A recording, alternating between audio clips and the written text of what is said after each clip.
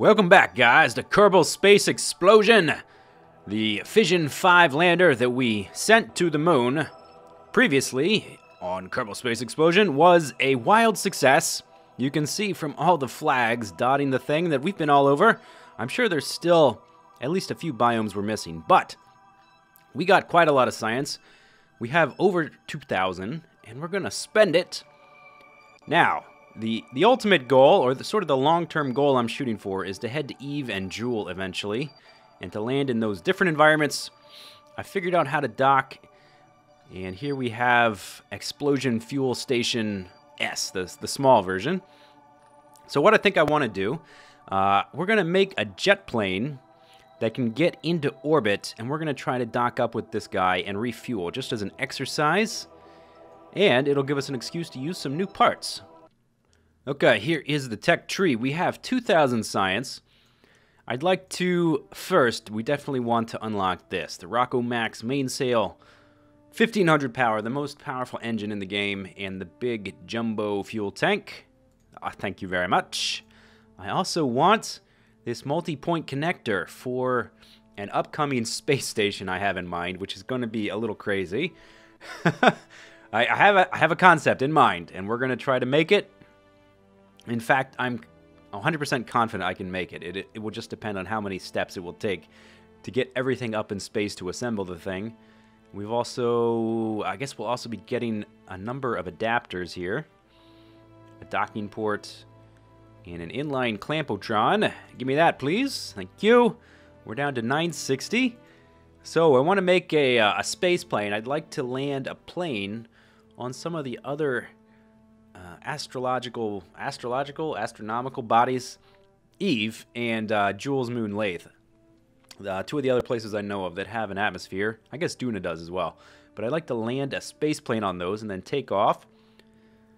So let's get these extra space plane parts. And I cannot see what these are. I'm also going to get this. I want the turbojet engine, which is good at high atmospheres. It's very powerful and efficient. And then a hard point for engine support. I'm not sure exactly what that does. Maybe, I don't know. And then the best ram air intake. We want that. Now we can look at this. What does this have? Advanced canard. Okay. Standard canard. And a toroidal arrow spike rocket. Interesting. Okay. But that costs 550. I only have 360 left. And I think I'm going to get the Gigantor XL solar array for our upcoming super station that I am going to put into orbit. We're going to need that as part of the plan. So let's buy that. Now we can look at this. Z4K rechargeable battery bank. Holy cow, holds 4,000 electrical charge. That would be nice for the space station. Here. And then what do we have here? Radioisotope thermoelectric generator. Wow. Okay, cool. Consistent, stable power for decades. Awesome. But we can't approve it, or we can't unlock it. We're out of science. Let's make a space plane and do some fiddling. Alright, slight change of plans. I started messing around with mainsails. I decided, let's just mess around because I just unlocked them. I put a command pod and an orange tank and a mainsail together just to see how far it would go, and it turns out it went really far. So I was like, okay, let's put a bunch of these things together and see what we can do. I named this ship Mainsails Are Silly. This is Mark 5, not V, Mark 5 of Mainsails Are Silly, otherwise known as Sundiver. Hadbury, Kerman, you're going on a one-way journey, and you're gonna bring us back lots of science. I selected Hadbury for this very special mission, a suicide mission for the greater good of Kerbenkind, mainly because he had the highest amounts of both courage and stupidity, which I think are what's necessary for a trip like this. Once again, I've put these stages, they're not on a command group, but you can't see that these fuel tanks are empty on here because they're not directly connected to an engine. So I just have to kind of monitor them like this. Okay, and they're dunzers. We can drop those. And the overheating is not that big of an issue. Don't worry about that. Drop those. We're using the Separatrons again. So I should also mention, as we're flying this rocket straight up, there will be no gravity turn. There will be no orbits. At least no orbits around the planet. We are going straight up and straight up only. There is a patch coming out for Kerbal Space Program, scheduled for December 16th. It might get pushed back, not sure, but at the moment of recording this, it's coming out December 16th. It will be patch 0.23, and this video is probably going to be going up, I think, December 18th. So, that patch will potentially be resetting career mode, because they're going to rework some of the things that career mode is doing, and I'm rotating now. That's one of the side effects of asparagus staging. We should be able to get that under control as we lose some of these tanks. We are now at 32,000 meters. Let's stage this guy. Let's look at this view here. So there's a patch coming, and so I may be resetting career mode. We may lose all of this progress. We just got the mainsails. We may lose them, but they're revamping science and the way it works. They're adding new things. And I think at the point I am in the game, in my personal progress, I think I've gotten skilled enough that we could catch up to where I am in the tech tree fairly quickly. I'm not in one video or anything, but I think I could do it pretty quickly. I think I've gotten much better. There's only a few skills that I really just totally lack at this point. I've never really used gravity turns. I know how they work in theory. I've just never incorporated them into my missions. I'm just getting the hang of docking. Let's look at what's going on. So we have 5 tanks. 5 tanks in our little command pod.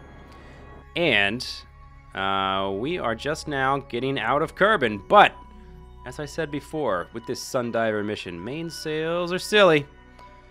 Okay, now we're down to 3. Get rid of that. Getting rid of 3, and we're just going straight up. I took off at sunset on purpose. If you want to go in system, you take off at sunset, and there is us escaping Kerbal with the perspective change, and we should be getting... Oh, I see. Do we have an encounter with the moon here? Yeah, we have an encounter. We could do some kind of gravity assist, but I didn't do that.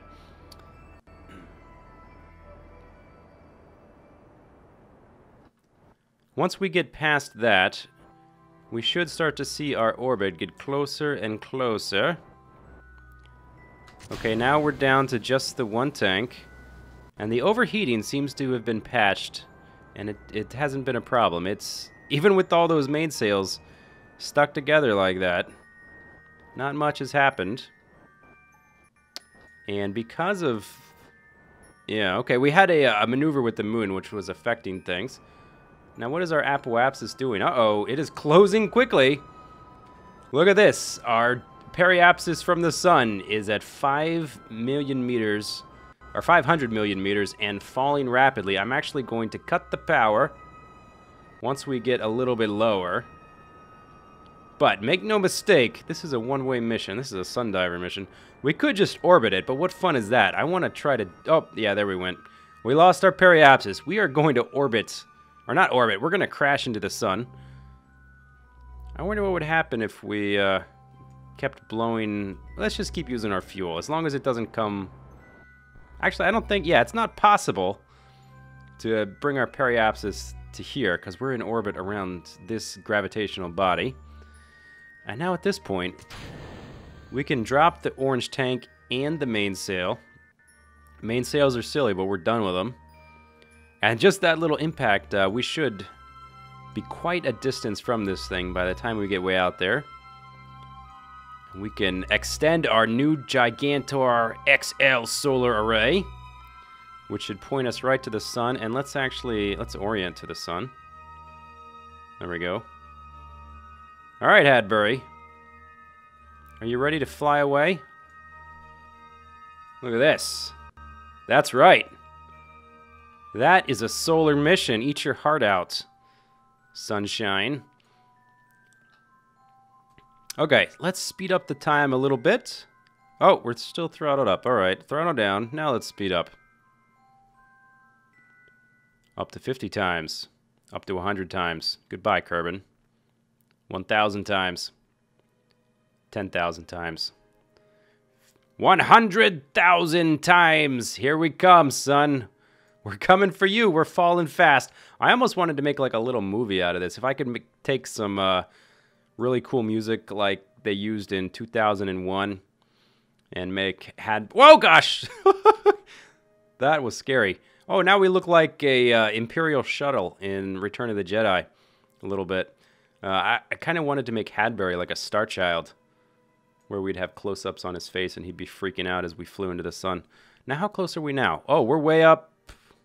Where are we? I can't even see. It's so bright. I apologize for your eyeballs. Oh, by the way, I should have mentioned this before, but I'm going to state it now. This video is about to get bright. So if you're in a dark room, turn on the lights. Seriously. Seriously.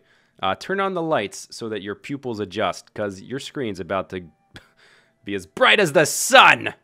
Ta-da! We are going to get close to this thing. We are going almost 80,000 meters per second.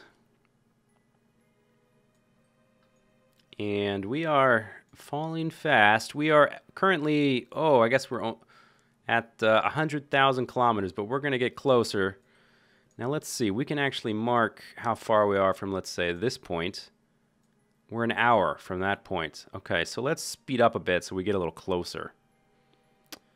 And we don't have to watch it from that perspective, since we can keep watching this little time. Now, I can barely see this number. It's so bright. And I want to turn towards the sun so all the solar panels rotate to look nice. And I guess that's just anti-normal, right? Is that what this is? The facing down like this, anti-normal, and the blue, the top of the blue half of the sphere is normal, right? I think that's the term. Normal, anti-normal, retrograde, prograde. Whoa! The universe is flashing. Oh, we are going to have a crazy science fiction Star Baby episode here. Hadbury is about to ascend to a higher form of life. Look at that. There's a screenshot for you. Okay. Let's see. I want to get a little bit closer. We have an hour until that that intercept I put on our orbit. Let's get a little lower. Oh my gosh, we're falling into the sun. 35 minutes. At 30 minutes out. Now, I kind of wanted to make a station orbiting around the sun. That would be a little bit more difficult, but not outside of the realm of possibility. I just thought it'd be a little cooler to have him suicide into it. And we do have a telescope, or not a telescope, not a thermometer, but a antenna to send science. So let's observe our mystery goo. I only put multiples of these on here so it'd be symmetrical for weight distribution. Let's transmit. How much will we get for transmitting this? Oh, look at that guy! I haven't used this before. How much should we get? 44. I have not used this antenna before. That's really cool how it turns into a radar dish like that. Kind of weird that it points right at the sun and not at our target. Is it reflecting the signal off the sun? Did I keep that? I think I must have kept it. No, transmit it. I'm so used to keeping it now. But yeah, as I was mentioning earlier, there is an update that is going to probably going to reset career mode and add a new features, balance career mode, add new parts, maybe add a new building. I'm not sure exactly what all they're adding, but I'm kind of excited for it. I'm not that worried that we're going to lose our progress because I feel like I could catch up pretty quick, and that might be fun. Part of the challenge for me, or the thrill, I think, or of learning Kerbal Space Program through career mode, much more than sandbox mode, is being limited to parts and then unlocking new ones. And just getting the mainsail, I was forced to use a lot of the less efficient parts to get out of the atmosphere, and now that I have it, obviously I can just fly right to the sun without even thinking about it. Okay, this has decayed from 44 science to 12, 9.7. It's still decaying, but we're still getting decent science each time. And our electric charge is barely diminishing. I didn't put any batteries on this guy. But we don't really need them with all these solar panels staring right at the sun. This is like the most efficient power system you could ever have. As long as it doesn't burn itself out. Let's see how much we get this time. We'll switch to one of the others. Okay, only 7.6. Whatever. Let's do the seismic accelerometer. Oh, seismic scan can't be done right now. Really? Oh, that's right. Okay, so for this guy, you have to be stationary.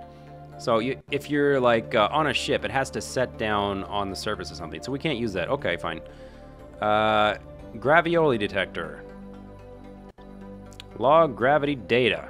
There we go. 600 and send that right now. How much are we gonna get for that? Boing. Hadbury, oh man, Hadbury, you'll go down in history. We will not forget you. Oh, I only got 132 for that. What a ripoff. What a ripoff. It says 60% of 300. We should get way more than that. This close to the sun? Come on, that's got to be worth something more. Who else has ever flown this close to the sun and sent back gravity data? This has got to be revolutionary. 60 science. I feel cheated. Oh, we better get something better from the EVA report. We obviously can't take a surface sample, unfortunately. Oh crap! We're only 1,000 kilometers. We may run out of time. Hurry up! Log gravity data. Send this, and then let's do an EVA quickly before we fall into the sun. You see this number? It's getting smaller. We're gonna run out of time, and then we're gonna just kaploosh. Okay, only 27. Fine. We could just do a Whoops! Crap. I'm sorry, Hadbury. I really wanted to let you spacewalk at the before you flew into the sun. We actually didn't have time. I'm sorry, Hadbury. You will not be forgotten. You will not be forgotten. How much science did we get? All right, we're up to 469. That wasn't bad. I probably should have started taking science a little bit earlier. I didn't realize the orbit would decay that quickly. But 469, the EVA crew reports would have been nice. What do I want to unlock? So we still haven't done this, and I don't even know what that is. So let's get this while it's cheap. And that gets us access to the ion propulsion system, which I've never used. And then the xenon container, which is, I guess, is the fuel for this. Oh gosh, ISP 4200, but very low power. Interesting. So this is probe stuff. Now this is probably pointless because it's gonna get reset most likely. But it's nice to look at. Okay, I want to see what this is then. If it's all gonna get reset anyway. I want to see all the different parts. Oh, this is all the structural panels and stuff. Okay, and then this is nose cone, cockpit. This is like the space shuttle cockpit. Fuselage. Interesting. Okay, so we at least officially can see everything, unless there's something right there that this reveals. But we're probably starting over. I'm not 100% sure of that, but that's probably the case. Next video. Hope you enjoyed this special sun diving video. And Hadbury, you will not be forgotten. See you guys later. Take it easy. Bye-bye.